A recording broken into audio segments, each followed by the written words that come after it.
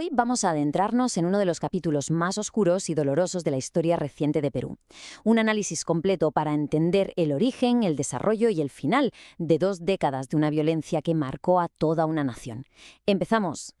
Todo arranca aquí, en un pequeño y remotísimo distrito de Ayacucho, un lugar llamado Chusi. Y ojo, porque ni la fecha ni el lugar son casuales. Se eligieron a conciencia para lanzar un mensaje que iba a resonar durante los siguientes 20 años. Justo la víspera de las primeras elecciones democráticas después de años de gobierno militar. Un grupo de maoístas quema las urnas y las papeletas. Aquello no fue un simple acto de vandalismo, ¿qué va? Fue una declaración de guerra en toda regla contra la democracia y el pistoletazo de salida oficial a la violencia terrorista. Para hacernos una idea de cómo se desarrollaron los hechos, esta línea de tiempo nos sirve un poco de mapa. Arrancamos en 1980, con el inicio del conflicto, damos un salto a 1992, un punto de inflexión total, con la captura del líder de Sendero Luminoso, y terminamos en 2003, con el informe de la Comisión de la Verdad, que fue lo que le puso cifras a la tragedia. Vale, pero ¿cómo es posible que algo tan extremo sucediera? Pues para entenderlo, es fundamental echar la vista atrás a cómo era el Perú en las décadas anteriores. El terrorismo no apareció de la nada. La verdad es que encontró un terreno bastante fértil en una sociedad con unas fracturas muy profundas. Y aquí se ven esas fracturas. Hablamos de una desigualdad abismal, sobre todo en las zonas rurales de los Andes, donde el Estado, es que simplemente no existía. Si a eso le sumas la discriminación, la inestabilidad política constante y el contexto global de la Guerra Fría, pues se creó el caldo de cultivo perfecto. Que a ver, esto no justifica el terrorismo, ni mucho menos, pero sí ayuda a explicar dónde echó raíces.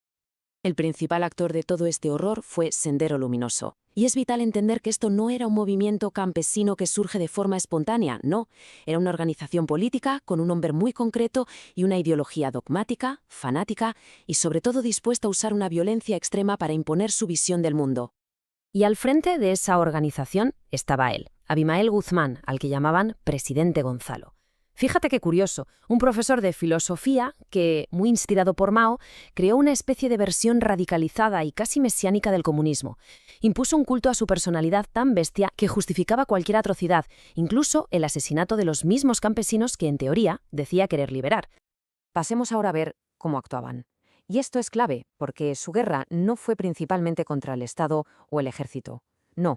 Su objetivo principal, y por tanto, su víctima más numerosa, fue la población civil, especialmente la gente más pobre y vulnerable. Sus métodos estaban pensados para sembrar el pánico.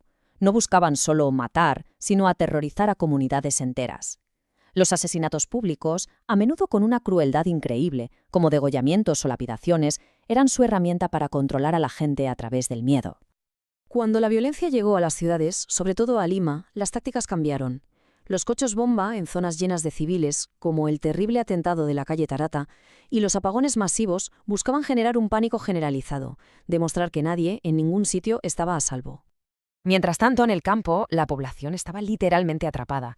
Sendero reclutaba a la gente por la fuerza, muchísimas veces a niños, y aplicaba castigos colectivos a pueblos enteros si sospechaban que no colaboraban. O sea, se convirtieron en los verdugos de las mismas personas que pretendían representar. Pero Sendero no fue el único grupo, También estaba el MRTA, el Movimiento Revolucionario Túpac Amaru. Como se ve aquí, había diferencias importantes. El MRTA era menos fanático, se inspiraba más en Cuba y era más urbano. Se les conocía sobre todo por secuestros y asaltos, como la famosa toma de la residencia del embajador de Japón. Aunque también era un grupo terrorista, su escala y su nivel de brutalidad nunca llegaron a compararse con los de Sendero. Y bien, ¿cómo reaccionó el Estado peruano ante esta amenaza? Pues la verdad es que la respuesta inicial estuvo llena de errores muy graves. Se subestimó el problema de una forma que permitió que la violencia se extendiera sin control durante años. Esta tabla lo resume bastante bien. El gobierno de Belaúnde reaccionó tardísimo. El de Alan García se vio totalmente desbordado, además en medio de una crisis económica brutal. Y fue ya durante el gobierno de Fujimori cuando se produjo un cambio radical. Se empezó a priorizar el trabajo de inteligencia por encima de la fuerza bruta. Eso sí, fue una etapa también manchada por el autoritarismo y por violaciones de derechos humanos. Esto nos lleva a la pregunta del millón. Si eran tan sanguinarios y estaban tan extendidos, ¿cómo se logró finalmente derrotarlos? Pues la respuesta no está en la confrontación militar directa, sino en un trabajo mucho más silencioso, mucho más de inteligencia. La clave fue el Jane, el Grupo Especial de Inteligencia. Su estrategia fue metódica, un trabajo de hormiguita, de seguimiento paciente, una operación sigilosa que les permitió llegar hasta el mismísimo corazón de la organización. Y lo más increíble, lograron su objetivo sin disparar un solo tiro.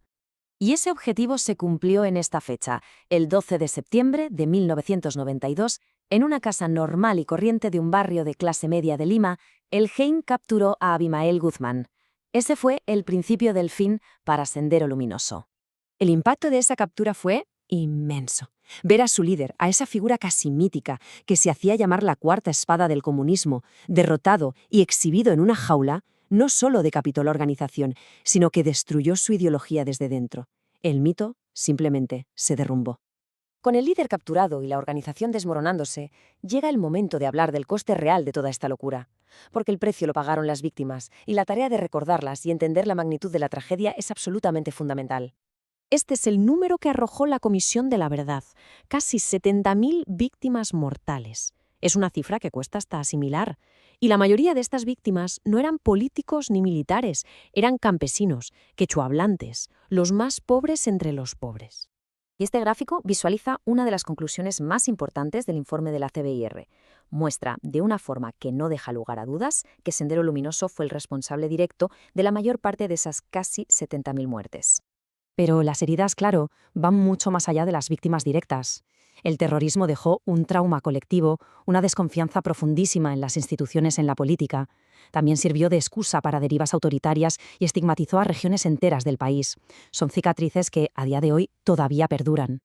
Así que, después de todo este análisis, la conclusión es clara y es contundente. Lo que vivió el Perú no fue una guerra civil entre dos bandos iguales, ni mucho menos una revolución romántica. Fue simple y llanamente terrorismo ejercido por un grupo de fanáticos contra una población inocente. Y terminamos con esta pregunta, porque recordar este periodo sin eufemismos, sin idealizar nada y sin mentiras no es solo un ejercicio de memoria histórica, es una obligación para honrar a las víctimas y sobre todo para asegurarnos de que el horror nunca, bajo ninguna circunstancia, se vuelva a repetir.